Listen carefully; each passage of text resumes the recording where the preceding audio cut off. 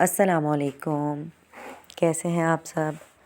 उम्मीद है अल्लाह के फ़ज़ल करम से सब खैर खैरियत से होंगे। संडे मॉर्निंग है ये और बाकी सब तो सो रहे हैं। फ़खर भी नमाज़ पढ़ के सो चुके थे, लेकिन उबैद की जो मॉर्निंग थी वो हो चुकी है। तो ज़ाहिर है साथ मेरी भी मॉर्निंग हो चुकी थी। तो बस फिर अभी मैंने उसको सुबह दूध गर्म करके दे दिया और साथ में कुकीज़ दे दिए, ताकि थोड़ी देर वो मुझे दोबारा सोने दे दे। और फिर उसको बस मैं ये देकर तो बिठा दिया था लाउंज में और फिर मैं चली गई थी वापस सोने के लिए। फिर 1-1.5 घंटे बाद में उठी नाश्ता बनाने के लिए। तो फिर मेरे और फ़खर के लिए आ चुकी थी हलवा पूड़ी और बच्चों के लिए वही रूटीन का अंडा पराठा और ब्रेड जो थी वो गर्म हो चुकी थी। तो बस फिर हमने नाश्ता कर लिया। उसके बाद इबाद और फ़खर को मैंने बिठाया रूम में कि भाई मैथ्स की तैयारी होनी चाहिए, क्योंकि नेक्स्ट वीक से फिर पेपर थे इबाद के इंशाल्लाह। उसके बाद मैं किचन में आ गई, किचन वाइंड अप किया, सारे बर्तन धोए और पंखा ऑन करके किचन की लाइट बंद करके मैं आराम करने चली गई थी। लिटरली मेरा आज कोई भी मूड नहीं था कुकिंग का। और जब फिर मैंने खाने का पूछा तो मैं फ़खर को ये कह रही थी कि आज मैं दाल चावल बना लेती हूँ। तो फ़खर ने कहा ओके ठीक है। इतनी देर में फ़खर चले गए सब्ज़ी लेने और फिर जब सब्ज़ी लेकर आए तो भाई फरमाइश हो गई कि मुझे वही गाजर पुलाव बना दो, मतलब कि काबली पुलाव। तो मैंने कहा चलें ठीक है, उठ जाती हूँ, हिम्मत करती हूँ। और फिर मैं 2:15 कुछ इस तरह थे तो ज़ोहर पढ़ के बस फिर किचन में आ गई और फिर शाम तक मैं किचन में ही थी। खैर रेसिपी तो मैं इसकी बता चुकी हूँ काबली पुलाव की। तो आज मैं आपको बताती हूँ कि बिहाइंड द सीन्स एक डिश को बनाने के लिए उसकी प्रिपरेशंस करने में कितना टाइम लग जाता है।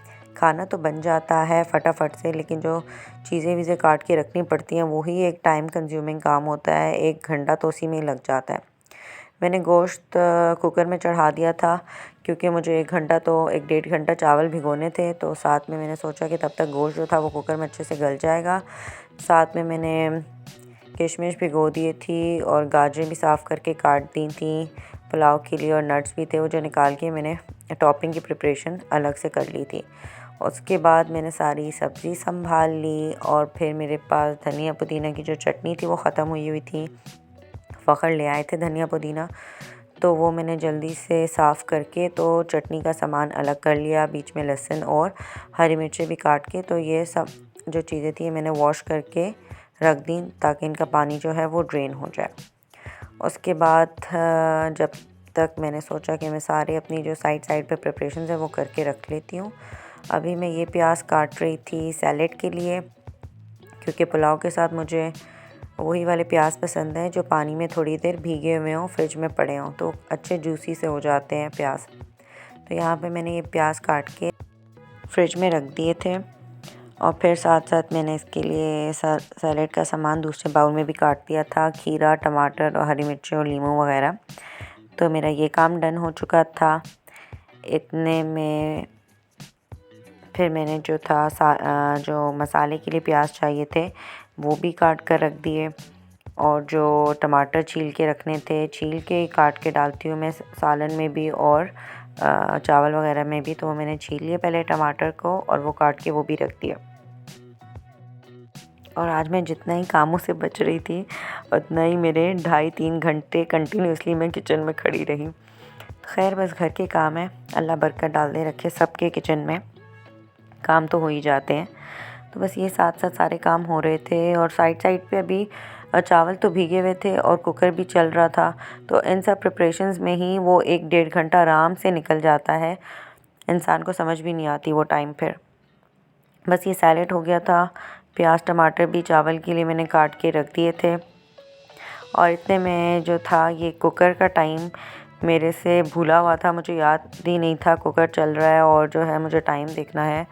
तो बस अल्लाह ने बचा लिया मुझे, बिल्कुल एग्जैक्ट मैंने टाइम पे कुकर बंद किया। 2-3 मिनट भी ऊपर नीचे हुए होते तो बस आज एक ब्लास्ट सा होना था घर में, लेकिन अल्हम्दुलिल्लाह बचत हो गई। बिल्कुल जो पानी था वो ड्राई हो चुका था और बिल्कुल थोड़ा सा ही 1-2 सिप के करीब पानी रह गया था कुकर में।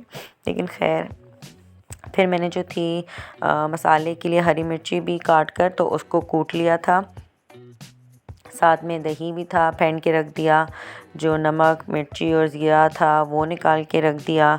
उसके बाद जो ये मैंने सारी प्रिपरेशन जो चावलों में डालनी थी वो सब अलग अलग करके रख दी थी। मेरी डिटेल वीडियो इस पे है काबली पुलाव पे, तो अगर आप वो देखना चाहें तो मैं लिंक डिस्क्रिप्शन बॉक्स में डाल दूँगी। इसके बाद ही मैंने जो गरम मसाले थे साबुत वो भी निकाल के अलग प्लेट में डाल दिए।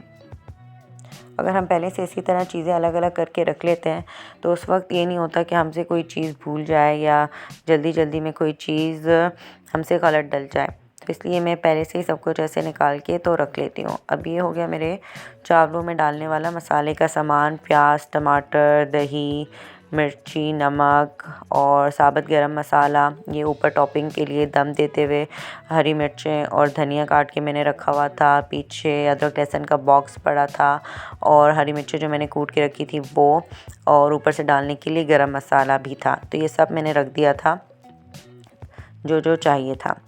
उसके बाद ये जो मैंने चटनी के लिए धनिया पुदीना वगैरह धो के रखा था वो ड्राई हो चुका था, तो फिर वो भी मैंने ब्लेंडर में डाल दिया ताकि साथ साथ उसकी चटनी भी बन जाए।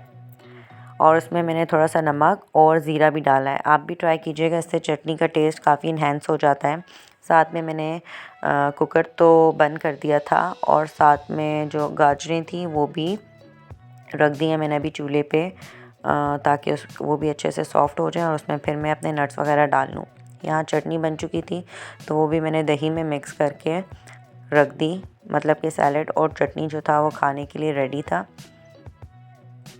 उसके बाद ये जो मशीन का जार है इसमें थोड़ी सी हरी चटनी पड़ी थी, तो वो मैंने उसमें 2 टमाटर डाले और थोड़ा सा नमक डाल के, तो वो टमाटरों की चटनी भी मेरी अच्छी सी रेडी हो गई। पुलाव वगैरह के साथ काफ़ी अच्छी लगती है टमाटर की चटनी भी, और ये हरे धनिया पुदीने वाली टमाटर की चटनी भी बहुत मज़े की लगती है। टेस्ट काफ़ी अच्छा हो जाता है इससे। तो बस साथ साथ ये सारे काम मेरे हो चुके थे। इतनी देर में गोश्त भी गल चुका था, इतनी देर में जो गाजरें थी वो भी सॉफ़्ट होके ऊपर की वो टॉपिंग भी रेडी थी, और बस फिर मैंने चावल भी जो थे वो मेरे पास 1 डेढ़ घंटे से भीगे हुए थे, तो वो भी मैंने बॉईल करके रख लिए। अगर आपके पास अभी टाइम है किसी काम के करने के लिए तो आप पहले से चावल वगैरह बॉयल करके रख सकते हैं, चाहे वो पुलाव के लिए हो, बिरयानी के लिए हो, या सिंपल से अगर आपको दाल चावल या किसी भी चीज़ के लिए बॉयल करने हो, आप पहले से उसको बॉयल करके रख लें और एंड टाइम पे दम दे दें, तो वो भी आपका जो टाइम है उस वक्त का अच्छा खासा बच जाता है। एक चीज़ आपके पास पहले से रेडी होकर पड़ी होती है।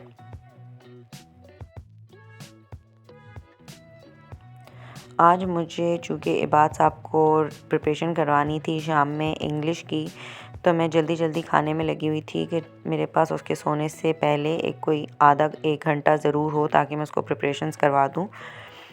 तो बस फिर जब चावल बॉयल हो गए तो अब मैंने इसमें पतीले में ऑयल डाला और फिर उसमें मैंने वो प्याज डाल दिए, हल्के से गोल्डन ब्राउन होंगे तो साथ में अदरक लहसुन का पेस्ट और साबुत गरम मसाले डाल लूँगी मैं। वो अच्छे से भून के तो साथ में हमारा वो हरी चटनियाँ जो पीसी थी वो डल जाएंगी। तो इसी तरह फटाफट से हमारा जो खाना है वो रेडी हो जाएगा। फटाफट से तो नहीं, खैर अच्छे 2.5-3 घंटे तो लग ही जाते हैं कोई भी पुलाव बिरयानी बनाने के लिए,